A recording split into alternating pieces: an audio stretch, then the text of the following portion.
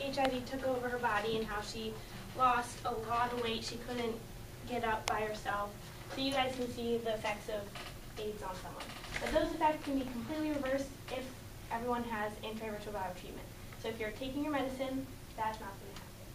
But since she did not have the medicine readily available, that's what happened in 90 days.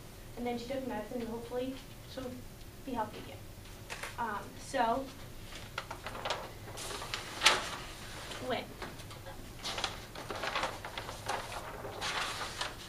the origin of HIV/AIDS.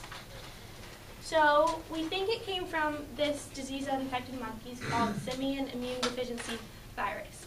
And we think it crossed over into humans through a bite or a scratch, and then it developed into HIV.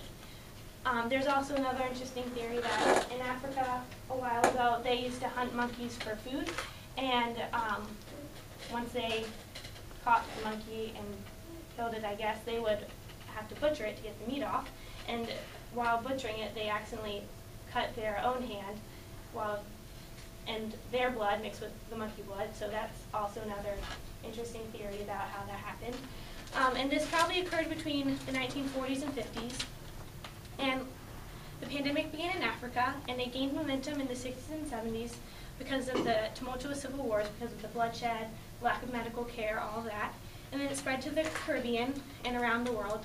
It hit the United States in 1981 in LA. And here's a timeline.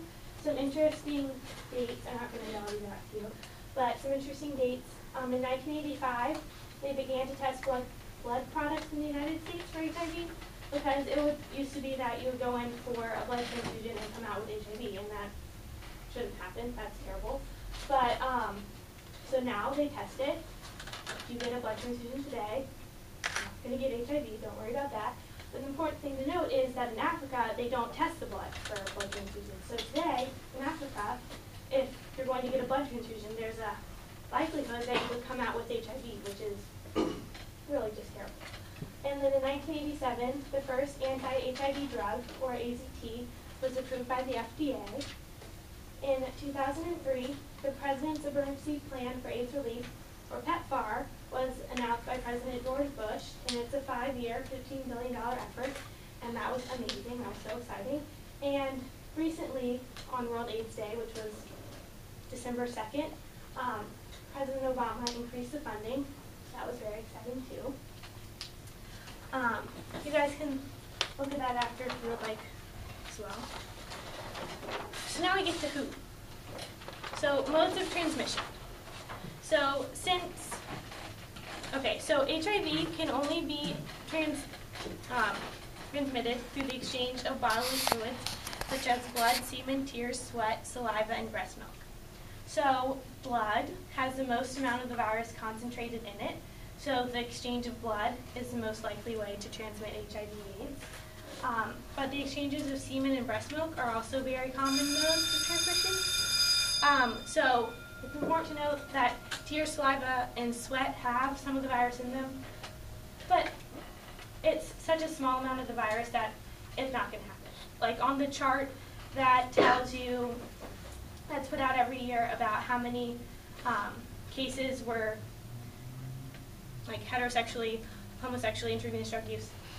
Tears, exchange of tears, sweat, and saliva, it's not even on there, so don't even worry about it. But just keep it in mind, so you know. So the most common modes of transmission are heterosexual intercourse, intravenous drug use, homosexual intercourse, and mother-to-child transmission. So these are the 4 most common. These 3 are most common in the United States, and these 4 plus blood transfusions are the most common in Africa. So it's important to know how HIV is not transmitted, though. So casual, dry contact, like a high five, we're not going to transmit HIV there. So this poster, I thought it was really cute and really sad. It says, "I have AIDS, please hug me, I can't make you sick." This little boy's right, you can't make you sick by hugging them. And then also, so some questions, another opportunity here. So I'm sure a bunch of you, or you guys play soccer, obviously, because you're athletes. and it's kind of a rough sport, you get into some contact, right? I'm sure. Okay. So if you're playing with someone else and you like hit them the wrong way, I guess, and the other person, or the person on the other team has AIDS, HIV/AIDS, will you get it? No. No. Great. So I heard you say it. So that one in mind. And then say someone here has HIV/AIDS and he or she sneezes.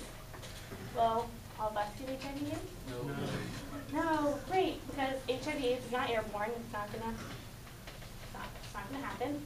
So it's important to clear up any misconceptions you may have, because stigmas create prejudice which do not help the promotion of AIDS awareness. So,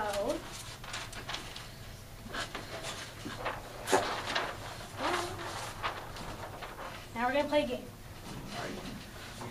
So, I'm going to hold up agree and disagree, and you're going to raise your hand if you agree, keep them down if you disagree. Okay. So only people in high-risk groups can get HIV/AIDS. Agree or disagree? Disagree. Oh my gosh, great, that's awesome. Yay, okay. So I forgot to mention that these are just beliefs that some people may have. I do not necessarily believe them. You guys may or may not necessarily believe them, but I would love for you to think about this as you would like. Okay, so next one. People living with HIV/AIDS need care and support.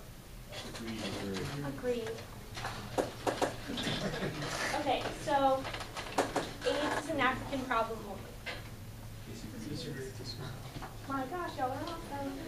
So, number 5, anyone can get HIV/AIDS. Agreed. Y'all agree. Okay, so the reality is that if we don't fix these stigmas and misconceptions now, HIV/AIDS will directly affect us all in the very near future.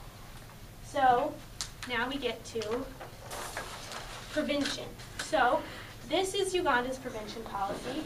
They follow the ABCs. Excuse me, Isabel, let me let these soccer guys go out so we don't have everybody leaving. And feel free to take any of those